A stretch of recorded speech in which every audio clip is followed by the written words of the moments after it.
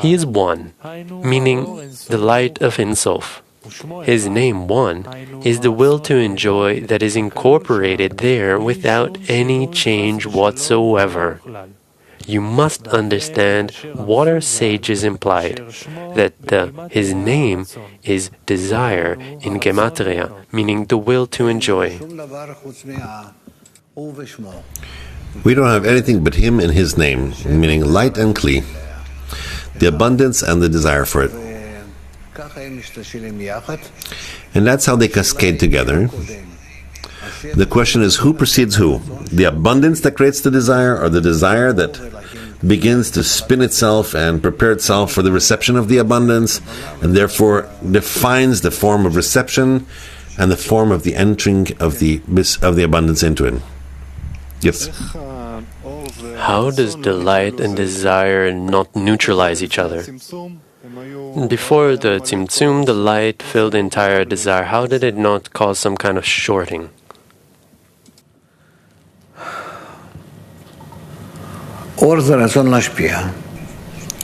Light is a desire to bestow.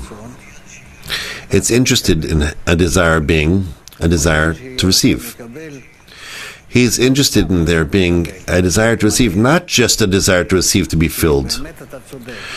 Because really, you're right.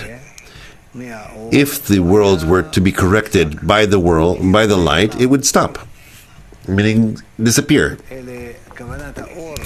However, the light that needs the desire to receive has an intention for it to be built and developed in a way that it will be independent. It will feel that it enjoys and who he's enjoying from, and in what way he wants to enjoy, and to prefer that the form of pleasure that he receives, well, not that he receives from the host, but that he's similar to the host. Then the will to receive begins to already function in the correct manner, meaning the upper light must grow the desire to receive, to cultivate it, to grow it, both in quantity and quality, in such a way that the will to receive will completely take on the form like the light, like the desire to bestow, to be like the host, like his action, the content of his action. The will to receive itself does not change as the will to receive. It changes by working with himself in order for the essence of his reception will be as bestowal. So he needs to do a restriction upon himself and to say in direct way, just like I want to receive according to my nature, I am not receiving. That's one. Secondly, I will receive only as much as it gives me pleasure in order to bestow to the host. I will check myself to the extent in which I give to the host, and accordingly that will define my state. Meaning the will to receive needs to rise above itself, above the desire to receive in him, and to work with his desire like with some strange thing of the foreigner.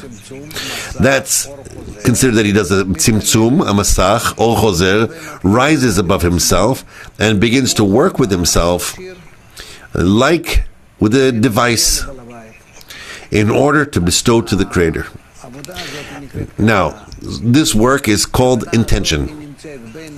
This intention is between the Creator and the will to receive, the creature. It's called or chozer. And then it turns out that the creature who arranges himself in such a way towards the Creator already takes on the form that is similar to the Creator, does not want to receive on his own in such a way that he is created that way, and doesn't want to just reject the light, because by that he's not doing anything either. Even worse, he's seemingly disregarding what the Creator made for him. But there is here a system that they need to build between them, Creator and creature, and only after they sort between them such a form of relationships between them called the first 9, Masach, Tzimtzum, Rosh, Parzuf, then they can enter into connection between them, calculations that are correct, until they will equalize. And in this work now that is calculated and arranged according to the creature's side, the creature truly equals the Creator. And the fact that that's what the Creator wants the creature to do. Therefore, it's not just like that the will to receive works. In general, the will to receive only becomes a means. As a means only in order to reach equivalence with the Creator. Receives more, receives less, he does the calculation. How much, how to receive, in order to bestow more in this way or another, he does the calculation, how, and the upper light, which comes from the Creator, the abundance, and the will to receive towards the upper light, which was created that way to receive those discernments, the first ones, are under restriction. And the creature uses them only in order to reach equivalence. That is actually his goal, and nothing else. Meaning all the conditions that are given to us in this world are only for us to use them for the purpose of equivalence of form. Only. And not in a direct way where we will start to swallow the upper light and the pleasures in it. That is completely not meant for that. That's why there's a process here that the creature needs to correct himself, to arrange himself. There's a long path in the correction. That's it.